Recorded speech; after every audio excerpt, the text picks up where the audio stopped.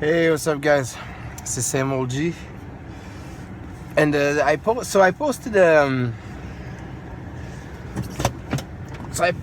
some kind of a question on the RPG Brigade Facebook page.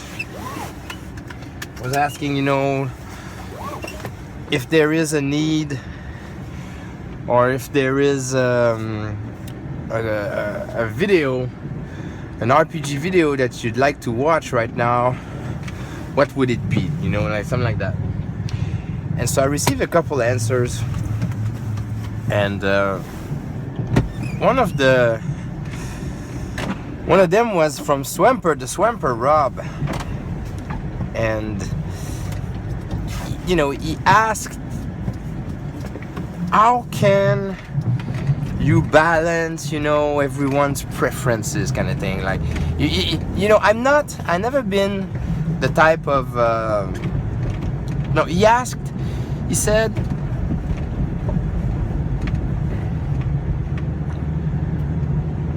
how one doesn't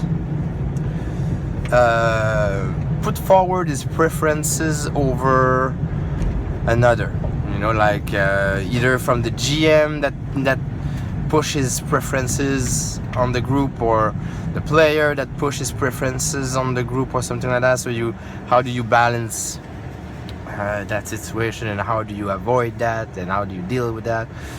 And I never been the type of vlogger that give RPG advices. That I prefer staying on the meta level. But this one was interesting because at first I answered him. I said, you know what, this is a common sense thing. I don't even have to make a video about it. When you play a game with a group, whatever game it is, you're supposed not to be a dick, and not to take over the game, and push your taste and your preference over everybody else. It's just common courtesy kind of thing. So I'm like, well, what else can be said about that?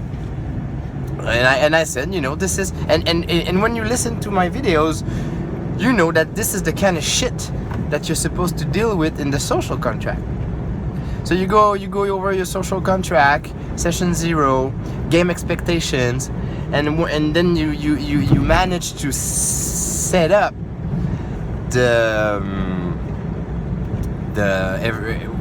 what's gonna be the aesthetic, what's gonna be the kind of game, the themes, what kind of story we go for, and all that. You set up that with the group at session 0 in the social contract, and so therefore you're not supposed to have anybody bringing your preference over the thing, like pushing forward too much on a certain kind of preference. But so I give them that answer in the Facebook page, and he's like, no, even after the social contract, how do you avoid doing that kind of thing? How do you not, how do you manage not to put your preference before someone else's preference? So I'm like, that's an interesting one. So how do you do that? What's the deal? The thing is, so I'm gonna try to stay meta on this one. The thing is that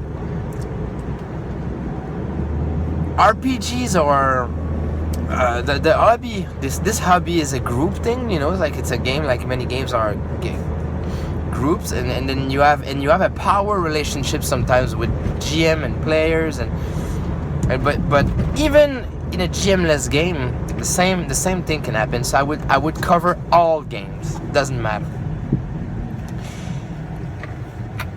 So here's how it goes. There is a situation in RPGs. The thing is with RPGs that we have to make two distinctions. you have the individual versus the other individuals, and you have the individual versus the group, you know, taken as a whole, like taking as an entity in itself, including him. So like these two layers, this two level, there is sometimes misunderstood. Not even, some people are not even aware of that possible dichotomy, like distinction. So when you are an individual and you have tastes and preference like anybody else, there is a responsibility somehow that is just common to, yeah, I mean, all cultures. You know, I mean, this is not just about RPGs. It's just a cultural thing.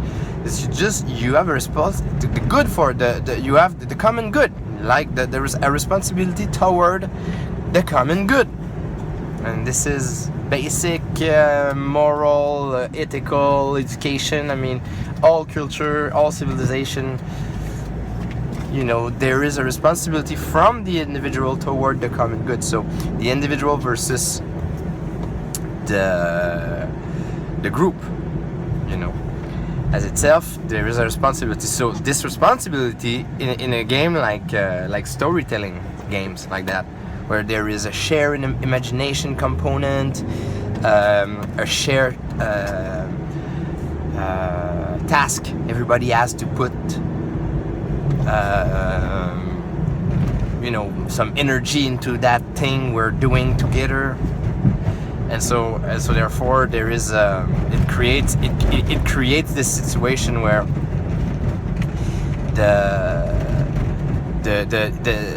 all the individuals have to assess that, have to be aware of that and participate in a way that it's not going to be frustrating for the others, you know, and it's going to be collaborative and all that. So when an individual trying to bring forward his taste in a way that is unappropriate, like for example, I don't know, you're playing and then you know, all kind of shit can happen. For example, you say to everyone, like, I mean, I don't want to go into the details because it's gonna end up being don't be a dick and talk to the players. That's basically what it's gonna be like, and especially don't be a dick. It's a don't be a dick case, you know, and so where there is much to be said, like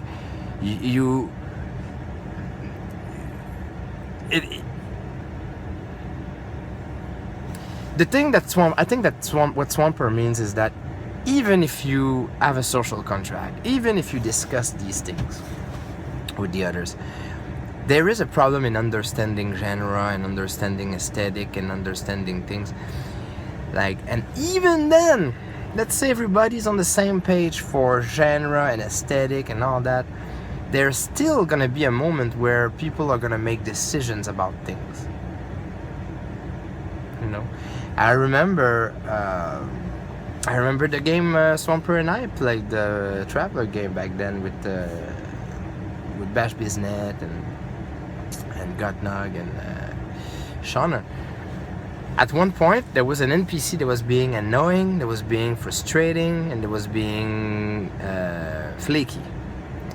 And they were getting suspicious of him, and so Swamper came and killed him,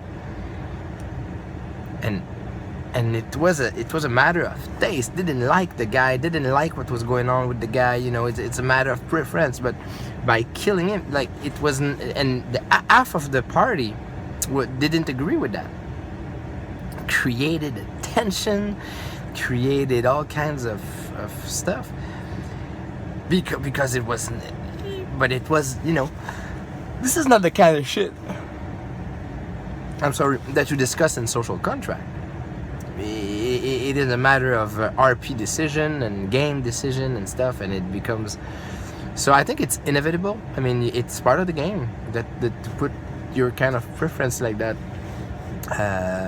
above the group, like, I mean, before the group. But in terms of that's individual versus the group. But the other layer, the individual versus individuals part of it, this is not as clear cut in terms of, it's not a matter of common good, it's a matter of personality, it's a matter of, do you agree with this person's idea of beauty in terms of preferences, you know, do you agree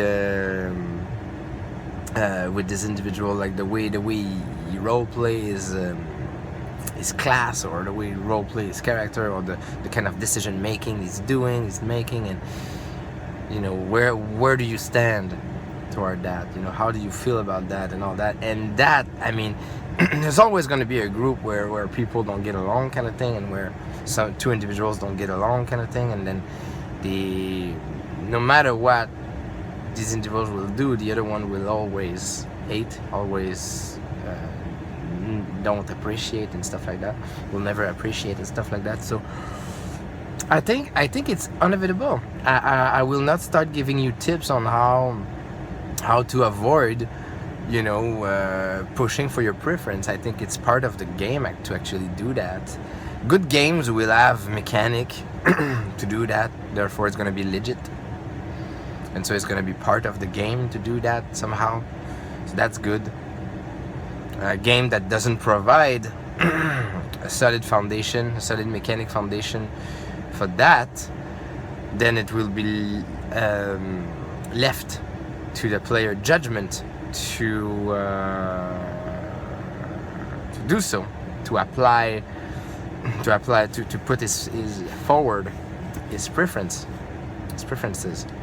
So I think, I don't know, to me it falls down to that kind of issue, that kind of topic.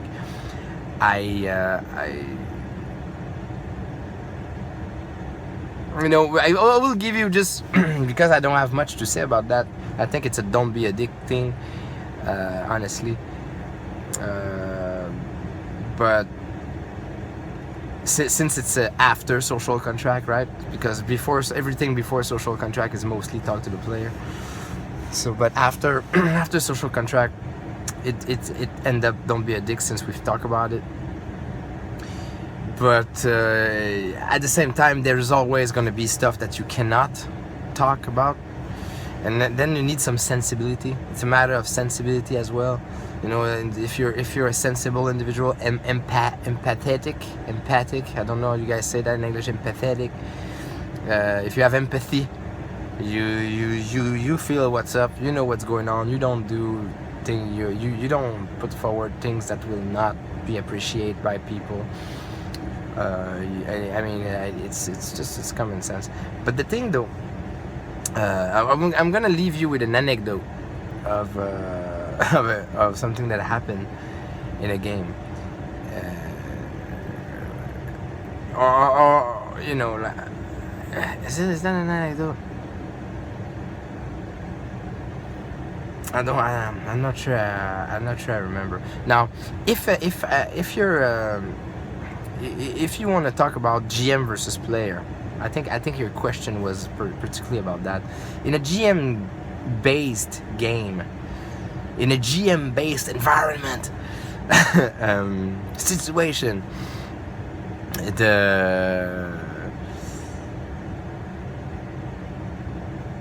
I don't see why the GM shouldn't be able to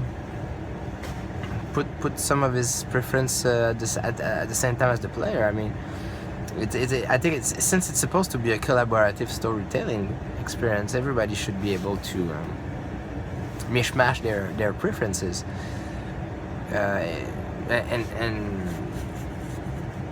I don't know. I guess I don't have much to add about that.